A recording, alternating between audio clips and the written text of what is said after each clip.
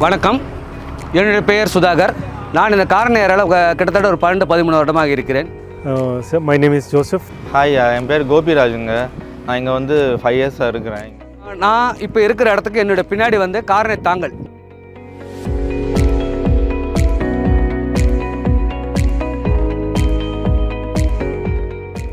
இதுக்கு முன்னாடி வந்து நிறைய ஏகப்பட்ட கருவேல மரங்கள் இருந்தது. ஸோ அது இருந்தாக்கா வந்து நிறைய தண்ணி வந்துட்டு அது வந்து உள்ளே இழுத்துரும்.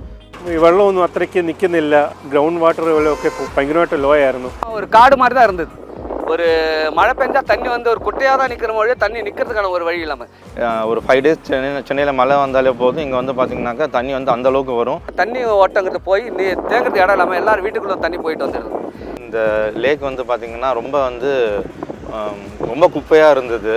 ഉള്ള ആൾക്കാർ വന്ന് ഇവിടെ മൊത്തം വേസ്റ്റ് ഇട്ടിട്ട് ഈ ഒരു അറ്റം ഓൾമോസ്റ്റ് ഒരു 1 കിലോമീറ്റർ ഒരു വല്ലാത്തൊരു പരുവത്തിലായിരുന്നു.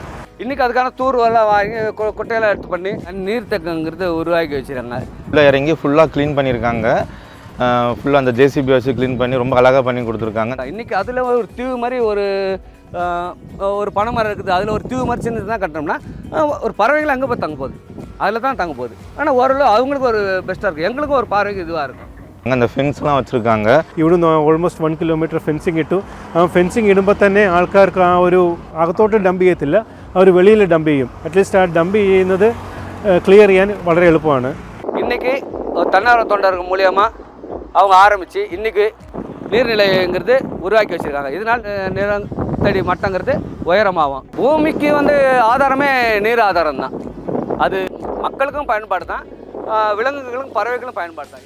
நாம் நீர்நிலைகளை நம்மளால் பாதுகாக்க முடியட்டும், நம்மளால் அதை அசுத்தம் பண்ண வேணாம். என் பார்வைக்கு தெரிஞ்சு 10 வருஷமாக இல்லாதது இன்றைக்கி இருக்குது. எனக்கு சந்தோஷமாக இருக்குது. വെള്ളം വീണ്ടും കൺസേർവ് ചെയ്യാനുള്ള ഒരു നല്ലൊരു സോഴ്സാണ് ഇപ്പോൾ അവർ ചെയ്തേക്കുന്നത്. അപ്പോൾ ഇതെങ്ങനെ ചെയ്തു അതുപോലെ പുതിയ ലേക്കുകൾ വീണ്ടും ഉണ്ടാകട്ടെ എന്ന് ആശംസിക്കുന്നു.